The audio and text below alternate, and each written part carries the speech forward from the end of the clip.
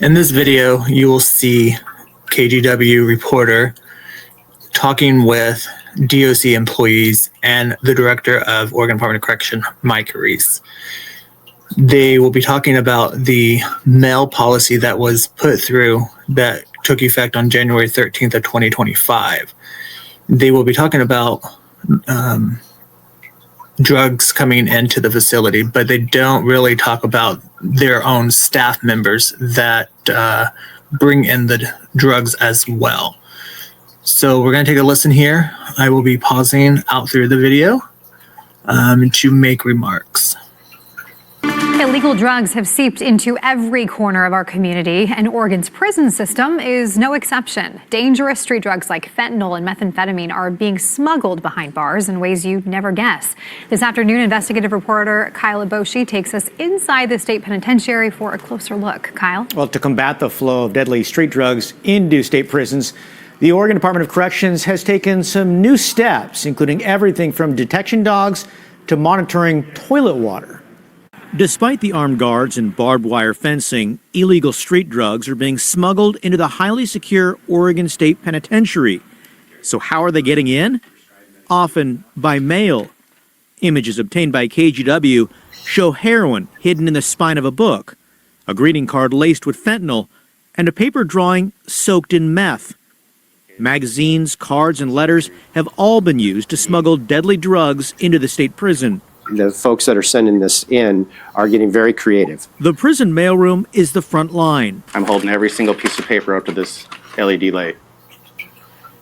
Every single thing. Here, corrections staff examine every piece of paper by hand, looking for odd edges, stains, or hidden contraband. Check for photos because people have been able to peel them apart, stick something in the photo. Early.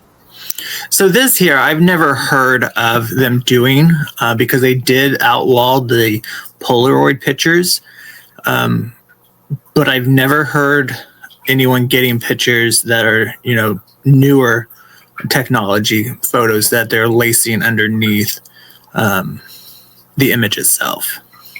This month, the Oregon Department of Corrections changed its mail rules, prohibiting letters written with colored pencils or markers and only permitting white envelopes and paper, making it tougher to conceal drugs. We have to stop the flow that is going in. One of the most commonly detected drugs, say officials, is Suboxone, used to treat opioid addiction. So many of you in the general public may not know this, but Oregon DOC now gives out Suboxone to the AICs. And when this first started, my understanding was that the AICs that were short timing within a few months were going to be put onto the program to hopefully make it so that they don't come out and start doing drugs again. But now I'm getting reports that many AICs that are long timers or ones that have a long time to do are also qualifying for the Suboxone program. It comes in small flat tabs like this, which can be hidden. Synthetics and powders have also been found, leading to overdoses and dangerous exposures. We've had staff, especially in our mail rooms, exposed to potential drugs like fentanyl or methamphetamine. We've had to shut down operations in our prison while we do decontamination. Also searching behind bars, Sig and Trey. These two detection dogs joined the Department of Corrections last year, helping find contraband. Methamphetamines is a big one. In this demonstration, Trey follows an odor in a prison cell. He sniffs high and low before signaling he found something. Far more effective than a human search. So that was maybe 6 grams of heroin. And for those drugs that aren't detected, prison officials are monitoring toilet water. A pilot project started last year takes samples of wastewater to better understand drug use among prisoners. What's getting in and when? Help us So they talk about testing the water. Well, what they don't mention is that the water that they're testing is not just AIC's water. So when you go in to visit, the visitors has bathrooms that they can use. when staff come to work, staff have bathrooms that they can use. And all this water goes into the same sewer system.